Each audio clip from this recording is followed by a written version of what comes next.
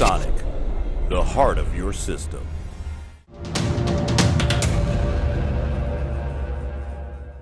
Alright guys, Dominic here for Kit Guru, and beside me I have two Sapphire RX580s. On my left we have the Pulse 8GB and on the right we have the Nitro Plus 8GB. At the time of filming, the Pulse cost £260 and the Nitro Plus cost £299. So rather than doing individual reviews of each card, what we thought we'd do is actually bring them together and do a comparison video, so you know what features you gain or lose by going with one over the other. Before moving on to the design and the physical differences between the two cards, it is worth just touching on the actual specs of each card. So they're both RX580s, which means they are completely identical apart from one key area. That means both cards has 8GB of GDDR5 memory, they both have the same memory bandwidth, they both have 2304 stream processors. The only difference between the two is actually rated boost clock. The Pulse is slightly slower with a rated boost clock of up to 1366 MHz, whereas the Nitro Plus boosts up to 1411 MHz. There are more differences when we actually look at the design of each card though, and the first thing you'll notice is actually size. This is because the Nitro Plus actually measures 260 by 135 by 43mm, whereas the Pulse measures 230 by 125 by 40mm. So the first point of difference is size. Now this could actually be significant both in terms of cooling, which we'll get to later, but also in terms of your intended use case. If you're building a regular size ATX desktop, for instance, the Nitro Plus is going to fit no problem. However, if you're building something much smaller, perhaps an HP PC for your living room, then the Pulse, which is both shorter and thinner, is more likely to be a suitable candidate for that build. Stylistically speaking though, the general look is pretty similar. We'll get to the differences in a little while, but if you just look on the front shroud of each card, both cards have this kind of dimpled matte black plastic look. So both shrouds are made of plastic, and they look pretty similar. Despite the size difference as well, both sets of fans actually measure 95mm, so you don't get bigger fans on the Nitro Plus despite the card being bigger itself. If we look at the front side of each card, however, we will notice there is quite a bit of difference here. The Pulse, for instance, is much more covered up, the shroud extends over this side, and we can see there is a silver sapphire logo which is not illuminated at all. On the Nitro Plus, however, the front side is much more exposed, so we can get a look at two relatively chunky heat pipes. The sapphire logo itself is kind of more bumped up to the front, and this is actually an RGB logo. So when we power it on, you can see you can choose between a variety of RGB effects using Sapphire's software. Compared to the Pulse, there's actually no lighting whatsoever on the Pulse, so if you are the kind of person who likes a bit of RGB lighting, you like to, pick and choose a different color or have a few effects going, then that is going to be another point of difference for the Nitro Plus. Backplate design is also a bit different. Personally, I quite like the look of the Pulse. It's got this kind of multicolour black, red, grey, silver look going on. I really like the look of the little Pulse graph as well on the back. I think it's quite stylish. However, it is more likely to clash with your own system's colour scheme than the Nitro Plus, which is much more monochrome. That could be significant for some, for others you may not be bothered, but it is worth noting if you do have a strict colour scheme, then the Nitro Plus is less likely to clash with that. The Nitro Plus also has an extra 6-pin PCIe power connector, so it's got one 8-pin and one 6-pin, whereas the Pulse only requires a single 8-pin. And lastly, in terms of display outputs, they are identical, which means we have one DVI-D, two HDMI and two display ports per card. So that's the look at the exterior design and the kind of styling of each card, but what about the cooling solutions and the PCB? Well, pulling the cards apart, the first thing to note with the PCB is actually the slightly different power phase design.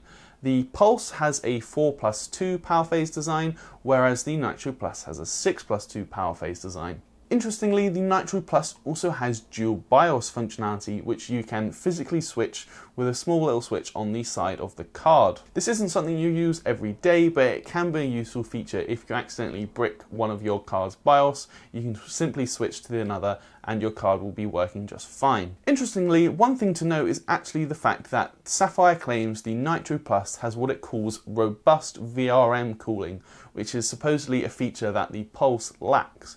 However, if we put the PCBs side by side, we can clearly see that both sets of inductors on the PCBs are both topped with these kind of mini heat sinks. They look absolutely identical between the two cards. It is possible this difference refers to the extra cooling provided by the thicker thermal pads on the backplate of the Nitro Plus, whereas the thermal pad on the backplate of the Pulse is actually much thinner and also not as long. However, the difference really doesn't seem that major, and if you're put off by the fact that the Pulse lacks this robust VRM cooling, I wouldn't worry, as in actual fact they both look very sufficient. Now, in terms of the physical cooling solutions and the heat sinks, both heat sinks actually have 4 heat pipes each. However, the main difference is the fact that the Pulse, each of its 4 heat pipes measure 6mm thick, whereas the Nitro Plus has 2 6mm heat pipes and another 2 8mm heat pipes, so it's got 2 which are slightly thicker. In terms of actual heatsink weight as well, this will give you an idea of the difference in heft between the two cards, because the heatsink on the Nitro Plus actually weighs 459 grams, whereas the Pulse's heatsink is a bit lighter at 321 grams, and we will of course look at the differences in thermals between the two cards later on in the video. Now then, for actual games testing, we tested both cards using the Adrenaline 18.8.1, which was actually the latest at the time of testing. We're only showing you 1080p benchmarks here, but you can see 1440p benchmarks over on kitguru.net along with the full testing methodology. So diving into those 1080p benchmarks, you can clearly see the difference between the two is not much at all. As mentioned, the only real difference is the rated boost clock, which is slightly faster on the Nitro Plus. However, in the real world, the difference is very small. In fact, the largest FPS difference we saw was only 2.4 FPS, and that was in Middle-earth Shadow of War. So it feels funny to say it, but if your sole concern is actually just gaming performance, it really doesn't matter which card you go for, and that is not something we say every day. There is more to talk about with the two cards though, and we'll start with thermals, as this is where things get interesting. Both cards actually peaked at 75 degrees C on the core, same peak for both cards. However, there is more to the story than that. You might think, oh, it means, the cooling's the same on each. However, if we actually look at the clock speed, we ran 3D Mark Firestrike Ultra stress tests for 20 runs on each card.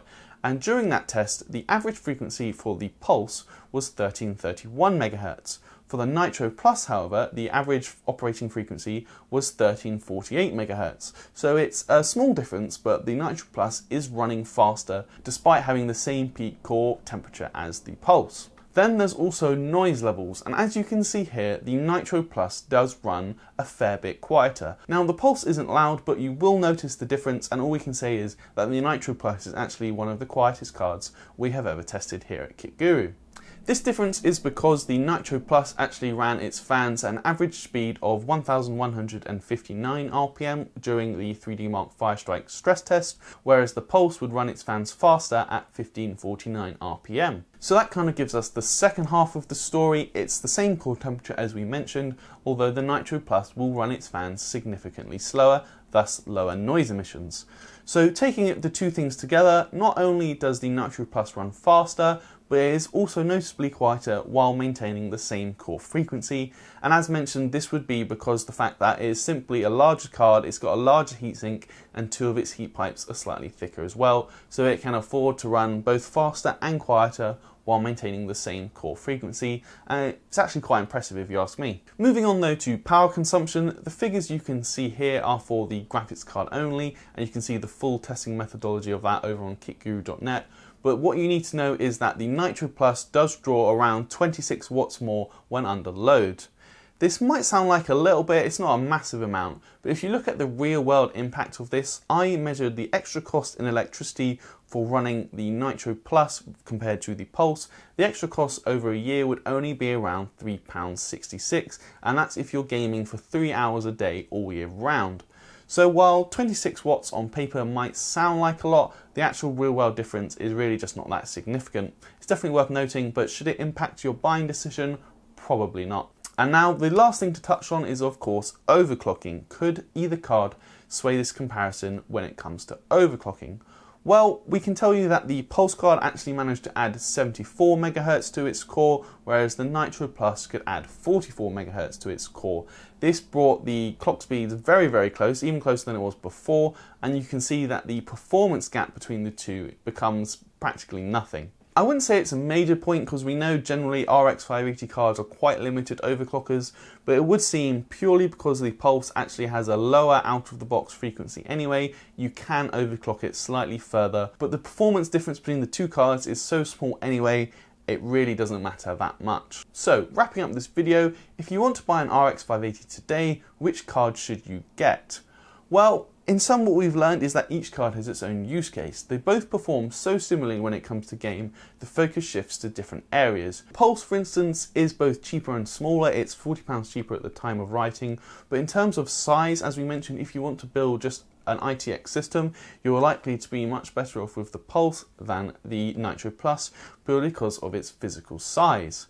However, if you want the Nitro Plus, you do get a quieter card which can operate slightly faster out of the box. The extra RGB lighting and colour neutral backplate could also be a factor for those who have a strong colour theme with their build. So in the end, it really comes down to how you're going to use the card. Personally speaking, I would go for the Nitro Plus, just because my desktop is slightly larger and I can fit a larger graphics card in that, and I also value the quieter gaming operation. If you don't want to spend the extra £40 though, the Pulse is smaller and in the real world they'll perform pretty similarly.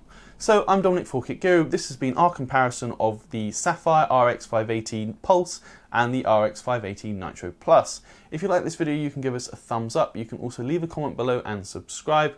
Make sure to hit that bell icon as well to be notified about all of our future videos, and I will see you in the next video.